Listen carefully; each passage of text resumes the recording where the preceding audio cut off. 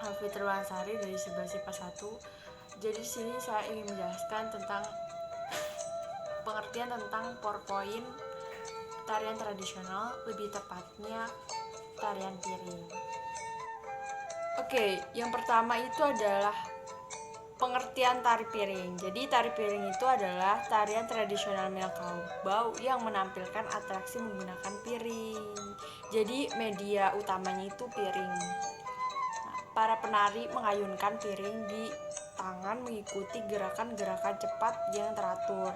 Tanpa satu pun piring terlepas dari tangannya. Gerakannya diambil dari langkah dalam silat Minangkabau atau silek gitu. Jadi gerakannya itu harus cepat. Kalau misalkan gerakannya nggak cepat, itu piringnya bisa jatuh gitu. Yang kedua, saya akan menjelaskan tentang sejarah tari piring itu sendiri. Jadi, menurut legenda, tari ini awalnya merupakan ritual ucapan rasa syukur masyarakat setempat kepada dewa-dewa setelah mendapatkan hasil panen yang melimpah. Jadi, tarian ini tuh sebagai rasa syukur masyarakat karena sudah diberikan rezeki yang melimpah. Ritual dilakukan dengan membawa sesaji dalam bentuk makanan yang diletakkan di dalam piring sembari melangkah dengan gerakan yang dinamis. Nah, tarian ini dipopulerkan oleh Hurian Adam. Saat ini tarian piring dipertunjukkan untuk penyambutan tamu terhormat. Jadi kalau misalkan zaman dulu itu untuk rasa syukur karena diberi rezeki yang melimpah, tapi sekarang itu menjadi pertunjukan untuk penyambutan tamu terhormat atau pembukaan upacara adat. Bersama dengan tari saman, pendet, dan jaipong, tari ini menjadi tarian populer di Indonesia yang kerap ditampilkan di ajang promosi pariwisata kebudayaan Indonesia.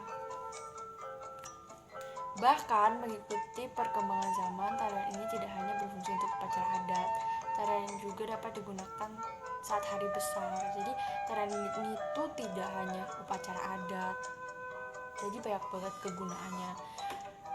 Dulu itu untuk untuk mensyukuri rezeki yang telah diberikan. Yang ketiga adalah gerakan. Nah, tari piring ini juga memiliki gerakan-gerakan yang berbeda, yaitu gerakan tari piring umumnya adalah meletakkan dua piring di atas dua telapak tangan. Penari mengayunkan piring dalam gerak-gerakan dan cepat, diselingi dengan mendentingkan piring atau dua cincin di jari penari terhadap piring yang dibawanya. Pada akhir tarian, biasanya piring-piring yang dibawakan oleh para penari dilemparkan ke lantai dan para penari akan menari di atas pecahan-pecahan piring. Jadi ini tuh kayak gabungan tarian sama atraksi gitu. Jadi cukup bahaya juga ya kalau atraksi menggunakan pecahan-pecahan piring itu. Penari piring biasanya berjumlah ganjil, terdiri dari 3-7 orang. Para penari mengenakan pakaian berwarna cerah dengan nuansa warna merah dan kuning. Kemasan serta tutup kepala. Tarian ini diiringi oleh kombinasi alat musik telempong dan saluang. Tempo alunan musik awalnya lembut dan teratur, kemudian lama-lama berubah menjadi lebih cepat. Yang tadinya slow jadi lebih cepat. Jadi ada kombinasi musik di dalam tarian itu, menjadikan tarian itu sangat menarik. Nah, yang terakhir itu adalah fungsi tari piring sendiri. Jadi pada zaman dahulu tari piring itu hanya diadakan oleh orang-orang golongan mampu. Akan tetapi di lingkungan sosial masyarakat saat ini, tarian piring biasanya dipentaskan saat upacara adat seperti acara pernikahan, khitanan, dan pengangkatan penghulu.